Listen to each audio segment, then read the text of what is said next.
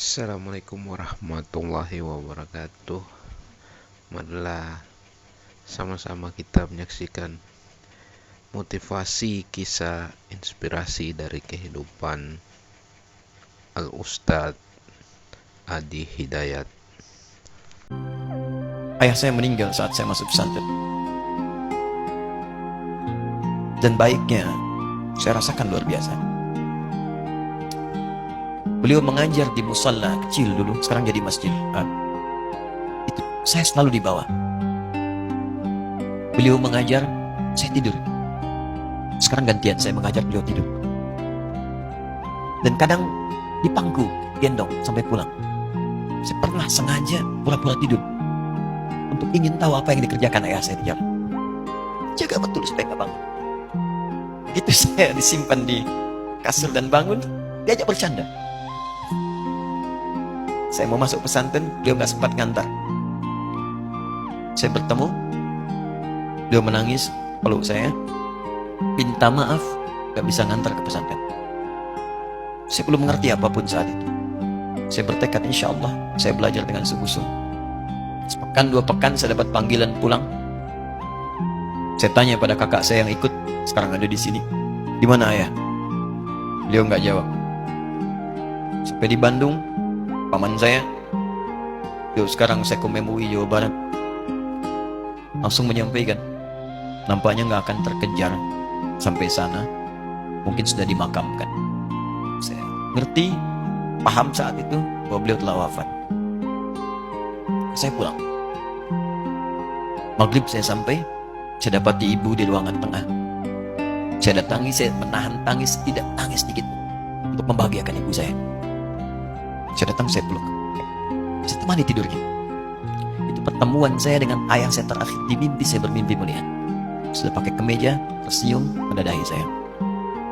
Sudah. Besoknya saya cari kamar. Ternyata Allahu Akbar, apa yang selama ini saya pelajari di pesantren, kitabnya sudah ada di kamar semua. Sudah disiapkan. Saya menangis saat itu, saya bawa mushaf. Jadi bapak saya, ayah saya, itu bajunya pun saat wafat dibagikan kepada sahabat-sahabatnya. Bajunya, kitab-kitab ini dibagikan.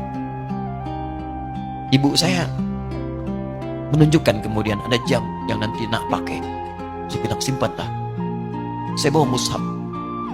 Dengan mushaf itu, saya duduk di ruangan tengah, saya menghadap kiblat dan saya mohon kepada Allah. Ya Allah, saya tak punya kemampuan lagi membahagiakan ayah saya saat hidup di dunia. Tapi mohon jadikan setiap huruf dalam Al-Quran ini, ya Allah, pahalanya mengalir untuk ayah saya. Begitu saya bacakan saat itu, tak bisa saya berhenti.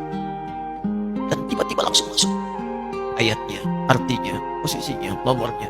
Tak berhenti, masuk. Saya bertekad ingin berbuat baik. Puncaknya saya sekolah. Ibu, ya Allah, saya ingin berbakti pada ibunda saya. Anda tahu apa yang terjadi?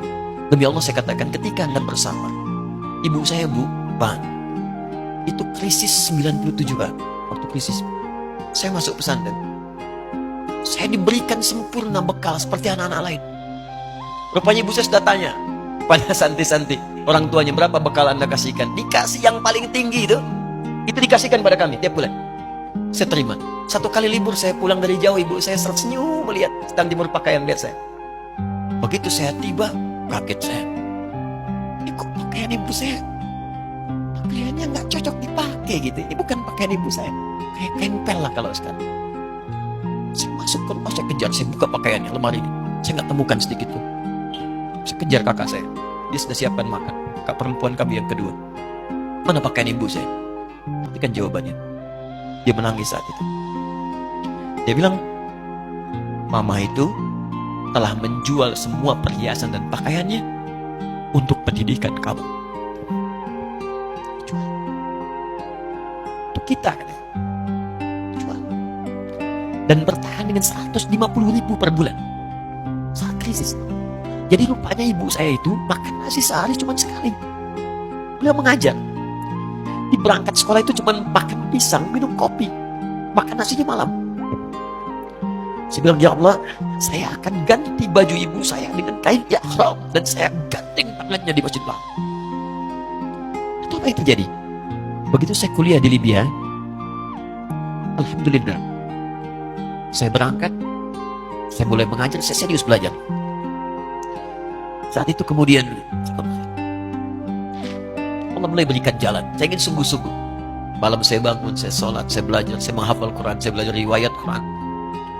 Sampai puncaknya tiba. Saya ditugaskan pemerintah Indonesia saat itu